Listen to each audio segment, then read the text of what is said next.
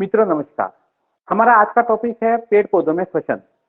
तो पेड़ पौधे श्वसन क्रिया में कौन सी गैस ग्रहण करते हैं और कौन सी गैस छोड़ते हैं।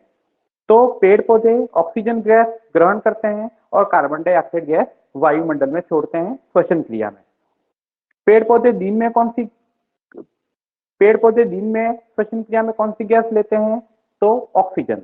कौन सी गैस छोड़ते हैं तो कार्बन डाइऑक्साइड। पेड़ पौधे रात में श्वसन क्रिया में कौन सी गैस ग्रहण करते हैं तो ऑक्सीजन, और रात में कौन सी गैस छोड़ते हैं श्वसन क्रिया में तो कार्बन डाइऑक्साइड। मतलब दिन हो या रात हो, पेड़ पौधों की श्वसन क्रिया में गैसों के विनिमय में कोई परिवर्तन नहीं होता है। दिन हो या रात हो, चाहे पेड़ पौधे हो चाहे जंतु हो, वायु श्वसन करने वाले जितने भी जीव हैं वो दिन में और रात में ऑक्सीजन गैस ही ग्रहण करते हैं और कार्बन डाइऑक्साइड गैस ही वायुमंडल में छोड़ते हैं श्वसन क्रिया में। पहला प्रश्न है ये। दूसरा, पेड़ पौधों में कोई श्वसन तंत्र नहीं होता, तो ऐसी स्थिति में पेड़ पौधे श्वसन क्रिया के लिए कौन से अंगों का उपयोग करते हैं। तो पेड़ पौधे श्वसन क्रिया के लिए जड़ों का उपयोग करते हैं। जड़ें मिट्टी में मिली हुई जो ऑक्सीजन है, मिट्टी के कणों के बीच में जो रिक्त स्थान होता है, उस रिक्त स्थान में जो वायु होती है उस वायु का उपयोग श्वसन क्रिया में करते हैं।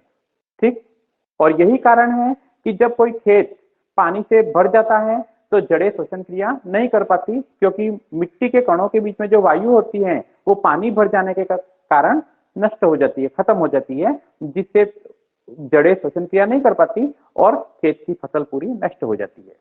ये चीज क्लियर।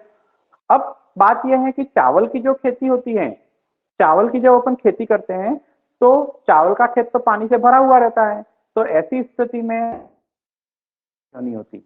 तो चावल की फसल इसलिए नष्ट नहीं होती क्योंकि चावल की जड़ें अवायु श्वसन भी कर सकती हैं, और अवायु श्वसन में पौधों को ऑक्सीजन की आवश्यकता नहीं पड़ती। तो जो जड़ें या जो पौधे या जो जीव अवायु श्वसन करते हैं उनको ऑक्सीजन की आवश्यकता नहीं पड़ती, इसलिए वो पानी में भी जीवित रह सकते हैं, बिना ऑक्सीजन के भी जीवित रह सकते हैं। क्लियर। और यही कारण है कि कोई चावल का खेत पिछले 10-15 दिनों से अगर पानी से पूरी तरह से भरा हुआ रहता है तो ऐसी स्थिति में वो कई दिनों से अवायु श्वसन ही करते रहते हैं, अनाक्षी श्वसन ही करते रहते हैं, जिससे अनाक्षी श्वसन में कार्बन डाइऑक्साइड के साथ साथ अल्कोहल बनता है। इसलिए कोई खेत, चावल का खेत जब पानी से भरा हुआ हो और उसके पास अगर जाकर हम स्मेल लें तो एक विशेष प्रकार की गंध आती है, और वो गंध अल्कोहल की होती है। और अल्कोहल की गंध कहां से आई तो अवायु श्वसन करने के कारण बनने वाला अल्कोहल जो है वो वायुमंडल में आसपास रहता है, यही सुगंध हमें आती है। तो मित्रों, आपको समझ में आ गया होगा कि पेड़ पौधों की श्वसन क्रिया में रात के श्वसन में और दिन के श्वसन में क्या अंतर है। तो गैसों के विनिमय को लेकर कोई अंतर नहीं होता। हाँ, लेकिन श्वसन दर में थोड़ा अंतर होता है। कैसे, वो समझे। पेड़ पौधों में दिन के समय बहुत सारी जैव उपापचय क्रियाएं होती है, जैसे जल अवशोषण है, परासरण है, रंध्र का खुलना और बंद होना है, वाष्पोत्सर्जन की क्रिया है, प्रकाश संश्लेषण की क्रिया है, बहुत सारी क्रिया होती है। तो उन सभी उपापचय क्रियाओं को करने के लिए ज्यादा ऊर्जा की आवश्यकता होती है, इसलिए श्वसन दर अपेक्षाकृत तेज होती है, तेजी से श्वसन करते हैं।